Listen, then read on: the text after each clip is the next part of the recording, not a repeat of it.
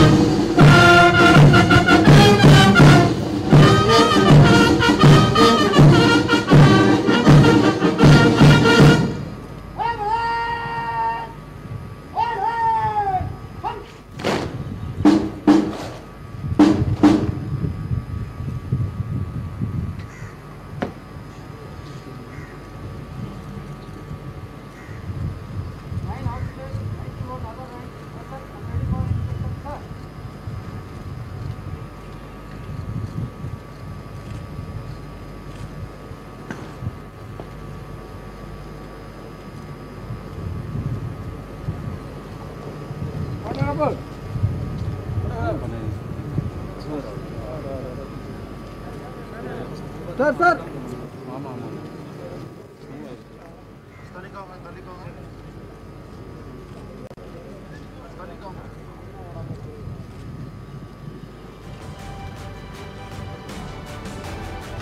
தமிழ்நாடு காவல்துறையின் அலங்கார அணிவகுப்பினை மாண்புமிகு முதலமைச்சர் அவர்கள் பார்வையிட்டு சிறப்பிப்பார்கள். The Honorable Chief Minister, who has accepted the ceremonial guard of honor, is now proceeding to inspect the parade in an open jeep.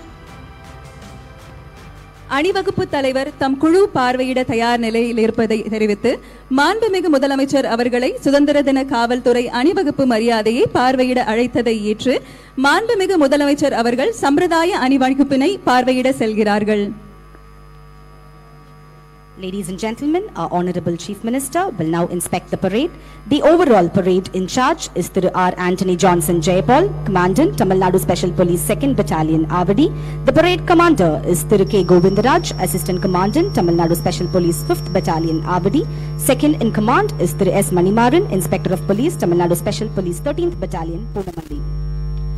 காவல்துறையின் சிறப்பு காப்பு அணிவகுப்பினை பார்வையிடுகிறார்கள் மாண்புமிகு முதலமைச்சர் அவர்கள். ஒட்டுமொத்த கவாத்து பொறுப்பு அதிகாரி தளவாய் திரு R. Anthony Johnson Jayapal, Tamil Nadu சிறப்பு காவல் 2ஆம் அணி ஆவடி. காப்பு அணிவகுப்பு தலைவர் உதவி தளவாய் திரு K. கோவிந்தராஜ், தமிழ்நாடு சிறப்பு காவல் 5ஆம் அணி ஆவடி. காப்பு அணிவகுப்பு உப தலைவர் ஆய்வாளர் திரு S. மணிமாறன், தமிழ்நாடு சிறப்பு காவல் 13ஆம் அணி பூனமல்லி.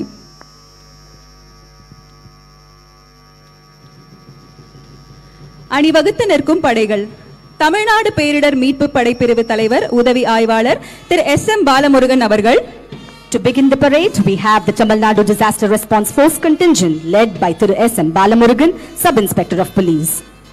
கடலோர பாதுகாப்பு குழுமம் படைப்பிரிவு தலைவர் உதவி ஆய்வாளர் திரு மார்டின் ஜூட் வின்சென்ட் அவர்கள். Next, we have the Coastal Security Group contingent headed by Thiru Martin Jude Vincent, Sub-Inspector of Police.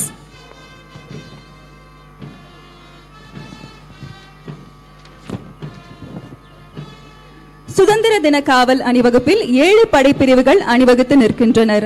இந்த அணிவகுப்பின் இருபுறமும் தமிழ்நாடு காவல்துறையின் குதிரை படையினர் அழகு சேர்க்கின்றனர்.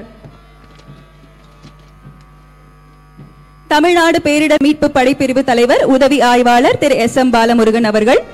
To begin the parade, we have the Tamil Nadu Disaster Response Force contingent led by Thiru SM Balamurugan. கடலோர பாதுகாப்பு குழுமம் படைப்பிரிவு தலைவர் உதவி ஆய்வாளர் திரு மார்டின் ஜூட் வின்சென்ட் அவர்கள். Now we have the Coastal Security Group contingent headed by Thiru Martin Jude Vincent. Chennai பெருநகர காவல் பெண்கள் கமாண்டோ படைப்பிரிவு உதவி ஆய்வாளர் திருமதி S. உமா மகேஸ்வரி அவர்கள். We have the Greater Chennai City Police Women Commando contingent led by Tirumati S. Uma Maheshwari, Women Sub-Inspector of Police. Tamil Nadu சிறப்பு காவல் ஆண்கள் படைப்பிரிவு தலைவர் உதவி ஆய்வாளர் திரு பெல்வின் ஜோஸ் அவர்கள். The Tamil Nadu Special Police Men contingent is led by Thiru S. Belvin Jose, Sub-Inspector of Police. இப்படை பிரிவிற்கு பின்னால் தமிழ்நாடு மாநில காவல் வாத்திய குழு தலைவர் திரு டி தயாளன் உதவி ஆய்வாளர் அவர்கள். Following the contingent is the Tamil Nadu State Police Band headed by Thiru D. Dayalan, Sub-Inspector of Police. உதவி ஆய்வாளர் திரு டி அற்புராஜ் அவர்கள் தலைமையில் தமிழ்நாடு சிறப்பு காவல் ஆண்கள் கமாண்டோ படைப்பிரிவு. We have the Tamil Nadu Special Police Men Commando contingent led by Thiru D. Arpudaraj, Sub-Inspector of Police. உதவி ஆய்வாளர் திருமதி சி செல்வராணி அவர்கள் தலைமையில் சென்னை பெருநகர காவல் பெண்கள் படைகள் பிரிவு.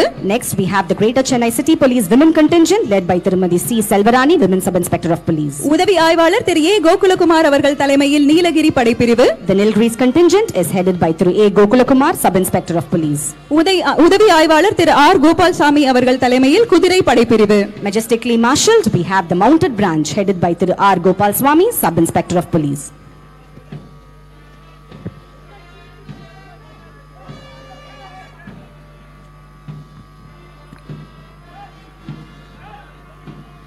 அணிவகுப்பு தலைவர் அவர்கள் கோட்டை நுழைவு வாயில் அருகே மாண்புமிகு முதலமைச்சர் அவர்களுக்கு வணக்கங்களை தெரிவித்துக் கொண்டு தமது குழுவுடன் இன்னும் சற்று நேரத்தில் இணைந்து கொள்வார்கள்.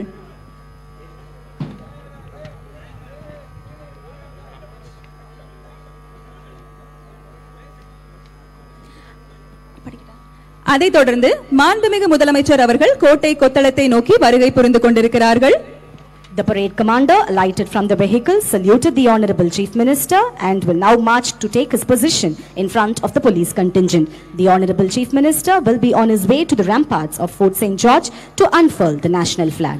இந்த நன்னாளில் சுதந்திரத்தை காத்த அனைவருக்கும் நமது முதல் வணக்கத்தை தெரிவித்து உதிரங்களை உரமாக்கி உதித்த நம் சுதந்திரத்தை போற்றுவோம், நல்ல குடிமக்களாக நாட்டு நலன் காப்போம் என உறுதி கொள்வோம். இந்த விடுதலை திருநாளில் மாநில முதலமைச்சர்கள் தத்தம் மாநிலங்களில் மூவர்ண கொடியேற்றி கொண்டாடும் உரிமையை பெற்றுத்தந்த முன்னாள் முதலமைச்சர் டாக்டர் கலைஞர் அவர்களை நெஞ்சில் நிறுத்தி நினைவு கூறுகிறோம். மிக இறுக்கமான சூழலில் ஆட்சி அமைத்து 100 நாட்களில் மக்களுக்கு சிறப்பாக நலத்திட்டங்களை வழங்கி தலை நிமிர்ந்து கொண்டிருக்கும் நம் தமிழ்நாட்டின் மாண்புமிகு முதலமைச்சர் அவர்கள் கோட்டை கொத்தளத்தில் கொடியேற்றி சிறப்பிக்கும் தருணத்திற்காக ஆவலுடன் காத்துக் கொண்டிருக்கிறோம். We celebrate Independence Day by taking time out to reflect on what it took for our country to gain independence and how far it has come since. Independence Day celebration is a reminder that this freedom that we enjoy today was earned the hard way. It is an indication of the unflinching sacrifices of the valiant freedom fighters who pledged their lives for us to breathe the air of freedom. கோட்டை கொத்தளத்தை நோக்கி மாண்புமிகு தமிழ்நாடு முதலமைச்சர் அவர்கள் மூவர்ண கொடியை ஏற்றி சிறப்பிக்க வருகை தந்து கொண்டிருக்கிறார்கள். வந்தே மாதரம் என்போம், எங்கள் மாநில தாயை வணங்குதும் என்போம். மாநில தாயை வணங்கி கொடியேற்றி பெருமை சேர்க்க மாண்புமிகு முதலமைச்சர் அவர்கள் வருகை தந்து கொண்டிருக்கிறார்கள். கம்பத்தின் கீழ் நிற்றர் காணீர் எங்கும் காணரும் வீரர் பெருந்திரு கூட்டம் நம்பர்க்குரியர் அவ்வீரர் தங்கள் நல்லுயிரிந்தும் கொடியினை காப்பர் என்ற மகாகவி பாரதியார் பாடல் நம் தேசிய கொடியின் மேன்மையையும் நாட்டுப்பற்றையும் பறைசாற்றுகிறது. The sheer depth of pride felt by every Indian as they look at their country's tricolored flag unfurl is a sight to behold. Ladies and gentlemen, the Honorable Chief Minister is on his way to the ramparts of Fort St. George to unfurl the national flag. This will be followed by the national anthem and the national salute. தேசிய கொடியில் உள்ள காவி நிறம் தைரியத்தையும் தியாகத்தையும் குறிக்கிறது. வெள்ளை நிறம் உண்மை, அமைதி மற்றும் தூய்மையை குறிக்கிறது. கொடியில் உள்ள பச்சை நிறம் செழிப்பை குறிக்கிறது. நடுவில் உள்ள அசோக சக்கரம் தர்ம விதிகளை குறிக்கிறது. கொடி பெருமை காப்பதே நம் கடமையாகும்.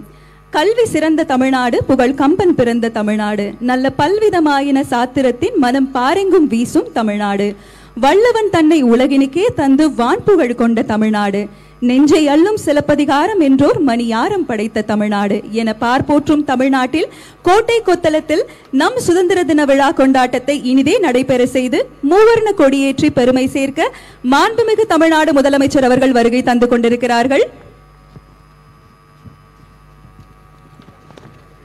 We extend a hearty welcome to our Honorable Chief Minister who has arrived on the ramparts of Fort St. George. புனித ஜார்ஜ் கோட்டையின் கொத்தளத்திற்கு வருகை தந்துள்ள மாண்புமிகு முதலமைச்சர் அவர்களை வருக வருகவென வரவேற்கிறோம்.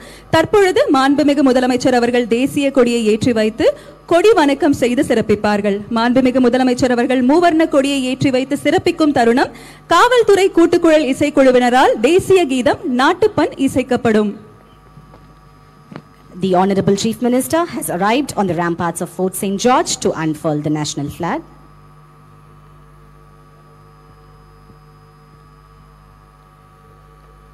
We request the dignitaries to rise.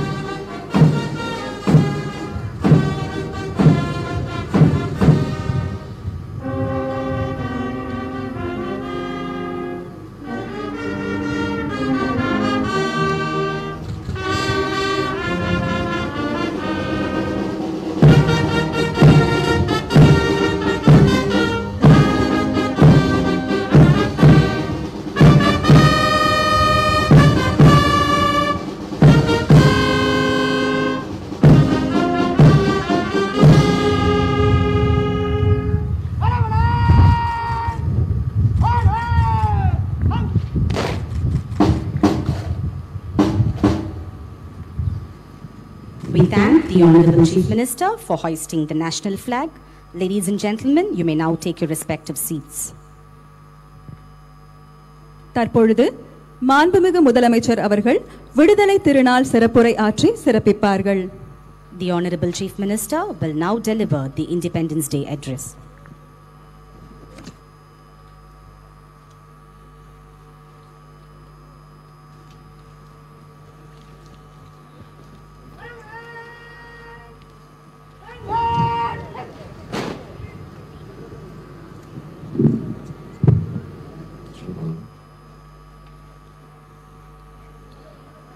தாயின் மணிக்கொடி பாரீர், அதை தாழ்ந்து பணிந்து புகழ்ந்திட பாரீர். ஓங்கி வளர்ந்தோர் கம்பம், அதன் உச்சியின் மேல் வந்தே மாதரம் என்றே பாங்கின் எழுதி திகழும் செய்ய பட்டொளி வீசி பறந்தது பார். கம்பத்தின் கீழ்நிற்றல் காணீர்,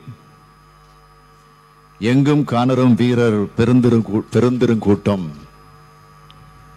நம்பர்க்குரியவர் அவ்வீரர், தங்கள் நல்லுயிர் இந்தும் கொடியினை காப்பர்.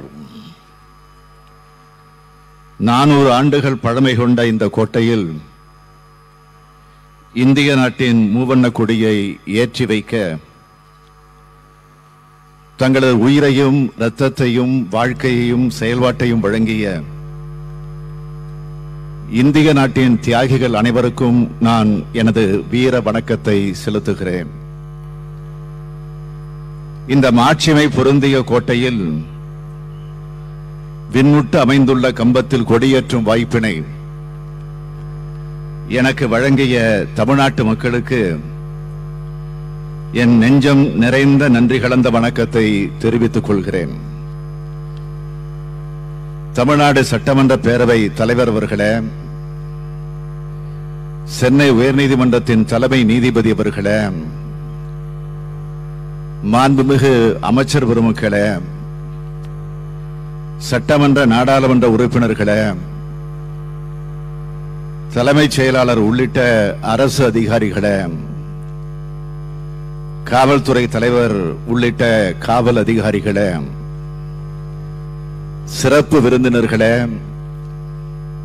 சுதந்திர போராட்ட தியாகிகளே, அவர்களது குடும்பத்தை சார்ந்திருக்கக்கூடியவர்களே, மாணவ செல்வங்களே, வணக்கம்.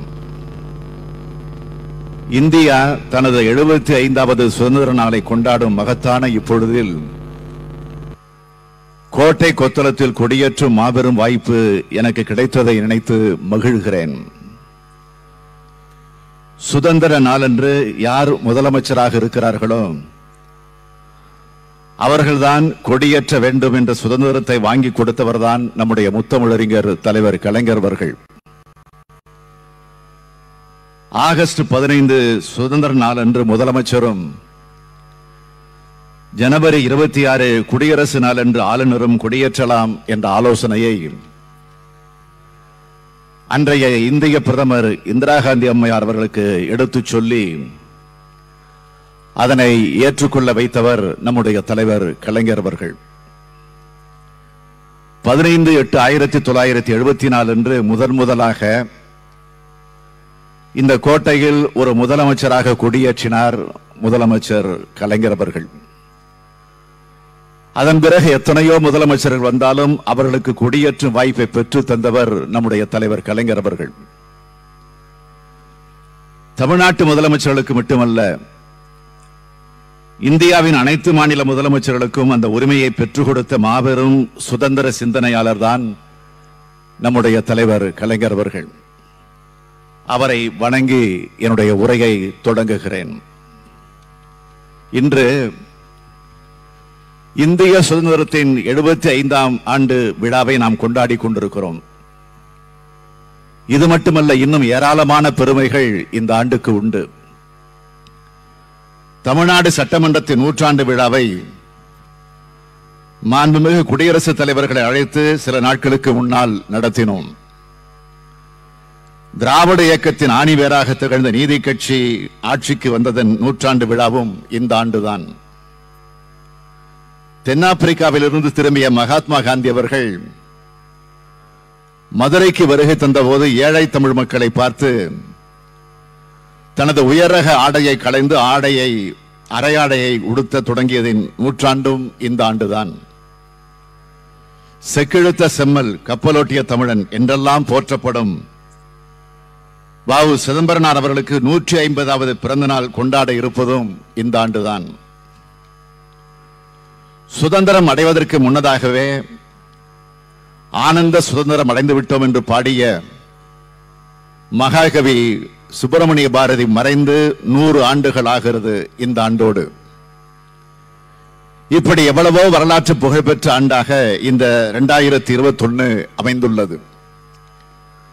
தனிப்பட்ட முறையில் எனக்கு ஏற்படும் பெருமிதம் என்னவென்றால், நமது அரசு 6வது முறையாக ஆட்சி பொறுப்பில் அமர்ந்திருக்கிறது. எனது பொது வாழ்க்கையில் அரை நூற்றாண்டு காலம் உழைத்த நாள். அப்படி உழைத்த நான் தமிழ்நாட்டு மக்களால் முதலமைச்சராக ஏற்றுக்கொள்ளப்பட்டுள்ளேன் என்ற மகிழ்ச்சியுடன் இந்த விழாவில் கலந்து கொண்டிருக்கிறேன். 75வது சுதந்திர நாளை நினைவுகூரும் வகையில் மிகப்பெரிய தூணை இன்று உருவாக்கி இருக்கிறோம். அது வெறும் கல்லாலும் சிமெண்டாலும் செங்கலாலும் கட்டப்பட்டதல்ல. நம்முடைய விடுதலை போராட்ட வீரர்களின் ரத்தத்தால், எலும்பால், சதையால் உருவாக்கப்பட்டதுதான் அந்த தூண். சுதந்திரம் அடைந்து 75 ஆண்டுகள் ஆகிவிட்டன. ஆனால் அதற்கு 150 ஆண்டுகளுக்கு முன்னதாகவே விடுதலைக்காக போராடிய மண் தான் நம்முடைய தமிழ் மண்.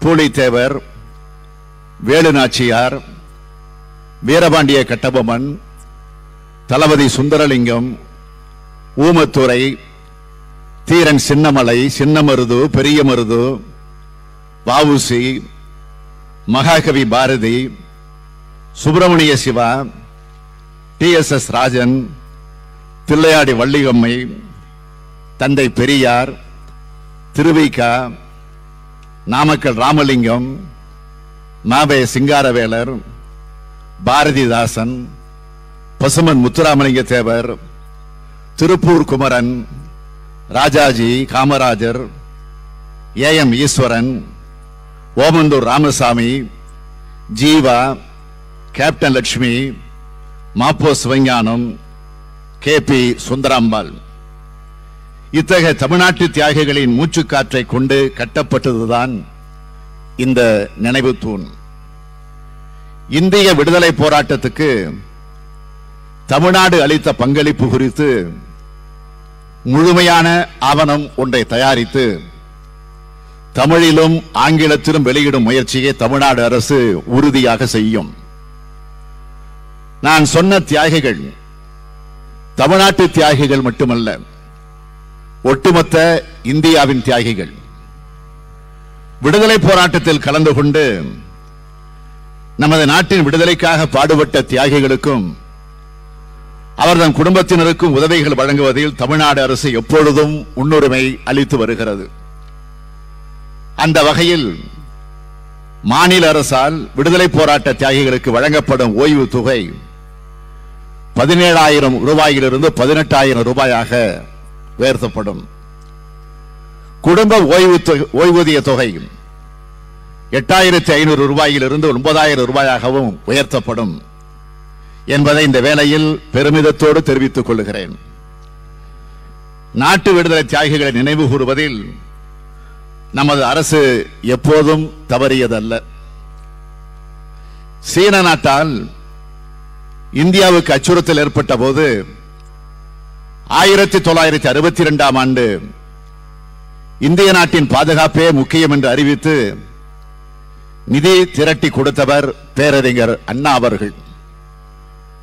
1971ஆம் ஆண்டு இந்தியாவை பாகிஸ்தான் அச்சுறுத்திய போது தமிழ்நாடு சட்டமன்றத்தில் பாகிஸ்தான் படையெடுப்பு கண்டன தீர்மானம் போட்டவர் முதல்வர் கலைஞர் அவர்கள்.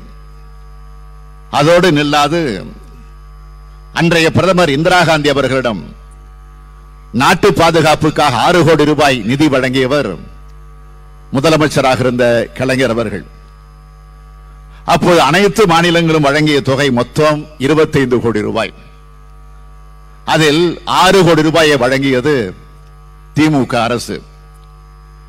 அந்த போரில் வீர மரணமடைந்த ராணுவ வீரர்களுக்கு நிதியும் நிலமும் வழங்கிய அரசு கலைஞரின் அரசு.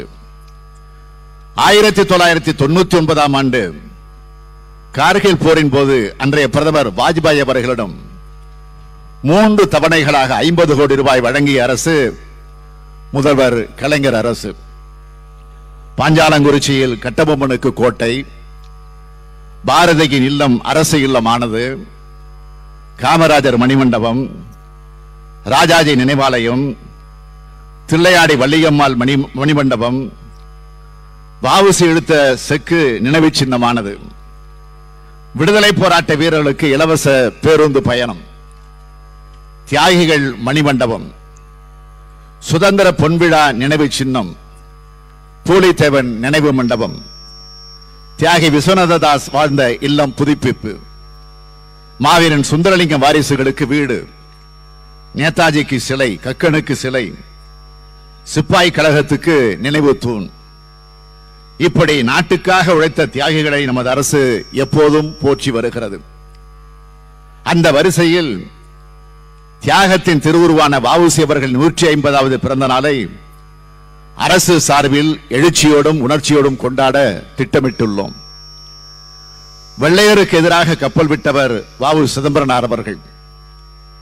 சுதேசி என்பது ஏட்டளவில் மட்டுமல்ல, நம்முடைய சிந்தனையாக செயலாக மாற வேண்டும் என்று நினைத்தவர் வ.உ.சி. அவர்கள்.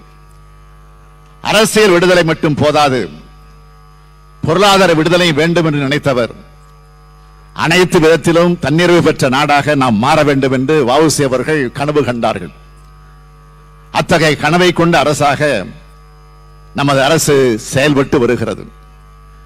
எல்லாருக்கும் எல்லாம் என்ற திசை நோக்கி செல்லட்டும், இந்த வையம் என்பதை போன்ற பொற்காலத்தை உருவாக்க உறுதி கொண்டுள்ளது இந்த அரசு. கொரோனா என்ற பெருந்தொற்று காலமானது நமக்கு ஏராளமான படிப்பினைகளை கொடுத்திருக்கிறது.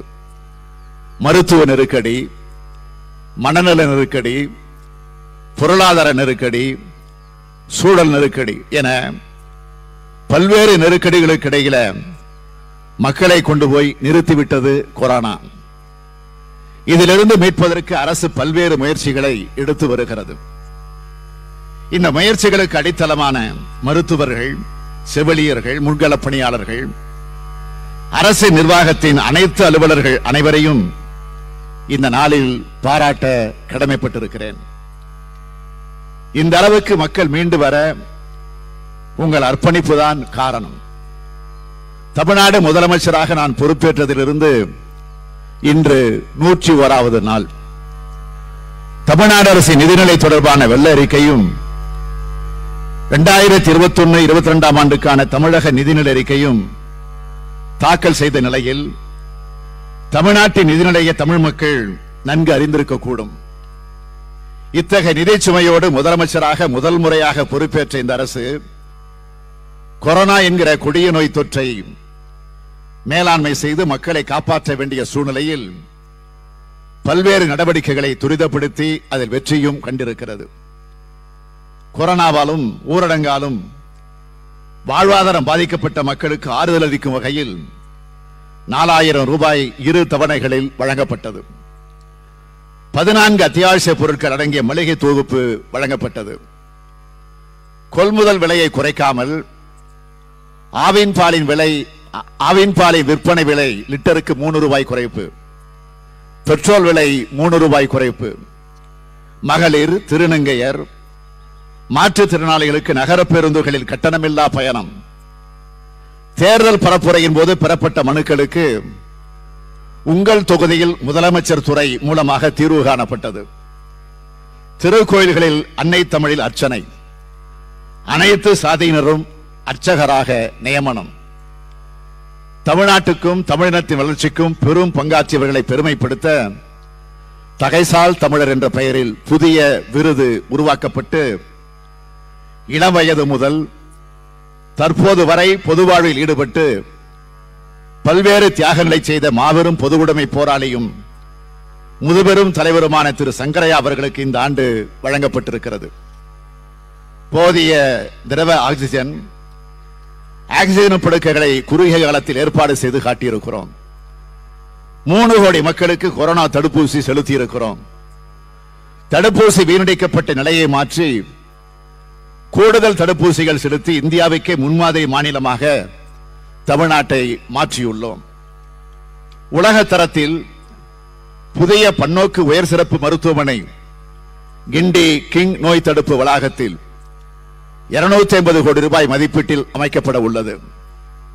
தொற்றா நோய்களுக்கான பரிசோதனைகள், சிகிச்சைகள், மருந்துகள், இயன்முறை சிகிச்சை உள்ளிட்ட மருத்துவ சேவைகளை நோயாளிகளின் வீடுகளுக்கே சென்று வழங்கும் முன்னோடி திட்டமான மக்களை தேடி மருத்துவம் தொடங்கப்பட்டுள்ளது. அமைச்சரவை கூட்டமாக இருந்தாலும், அரசுக்கு ஆலோசனை சொல்வதற்காக அமைக்கப்பட்ட வல்லுநர் குழு கூட்டமாக இருந்தாலும் ஒன்றை நான் திரும்ப திரும்ப சொல்லி வருகிறேன். சமூகம், அறிவியல், பொருளாதாரம் ஆகிய 3லும் தமிழ்நாடு என்பது ஒரு சேர வளர வேண்டும் என்பதுதான் நம்முடைய கனவாக இருக்க வேண்டும். அனைவரின் கனவையும் நிறைவேற்ற நமது அரசு பாடுபட்டு வருகிறது. அரசின் பொருளாதாரமும் தனி மனிதர்களின் பொருளாதாரமும் தன்னிறைவு பெற்றதாக மாற வேண்டும். நம்முடைய தமிழ் சமூகமானது சிந்தனையால், பண்பாட்டால், நாகரிகத்தால், பழக்க வழக்கத்தால் உயர்வடைய வேண்டும். அதாவது ஏற்றத்தாழ்வற்ற, உயர்வு தாழ்வற்ற ஒரு மனித உரிமை சமமாக நாம் மாற வேண்டும். அதைத்தான் நம்முடைய சுதந்திர போராட்ட தியாகிகள் விரும்பினார்கள். அதற்காகத்தான் போராடினார்கள், அதற்காகத்தான் தியாகம் செய்தார்கள். சிறை சென்றோர், செக்கிழுத்தோர், கல்லுடைத்தோர், அடி உதைப்பட்டோர், அவலங்களை சுமந்தோர், உயிரை கொடுத்தோர் ஆகிய அனைவரும் மேன்மைமிகு தமிழ்நாட்டை உருவாக்க நினைத்தார்கள். அத்தகைய தமிழ்நாட்டை உருவாக்க நினைக்கும் தமிழ்நாடு அரசுக்கு நாட்டு மக்கள் அனைவரும் ஒத்துழைக்க வேண்டும், உறுதுணையாக இருக்க வேண்டும். மகாத்மா காந்திக்கும் தமிழ்நாட்டுக்கும் இடையேயான உறவு ஆழமானது. தென்னாப்பிரிக்காவில் மகாத்மா காந்தி நடத்திய அத்தனை போராட்டங்களிலும் தமிழர்கள் முன்னின்றனர். அங்கு நடைபெற்ற இனவெறியின் உக்கிரத்தை தாங்கிய தமிழர்கள் தன் உடன்பிறந்த சகோதரர்கள் என்று மகாத்மா காந்தி அறிவித்தார். தமிழர்கள் மகாத்மா காந்தியை நெஞ்சார நேசித்தார்கள்.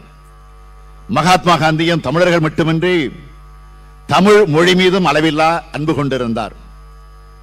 ஐரோப்பாவிற்கு எப்படி இத்தாலிய மொழியோ அப்படி இந்தியாவிற்கு தமிழ் மொழி என அறிவித்து லண்டன் பல்கலைக்கழக பாடத்திட்டத்தில் தமிழை விருப்ப பாடமாக சேர்க்க வேண்டும் என்று இந்தியாவின் பிற பகுதிகளில் வசிப்பவர்கள் நாம் தமிழ் மொழியை கற்றுக்கொள்ள வேண்டும் என்றும் வலியுறுத்தினார்.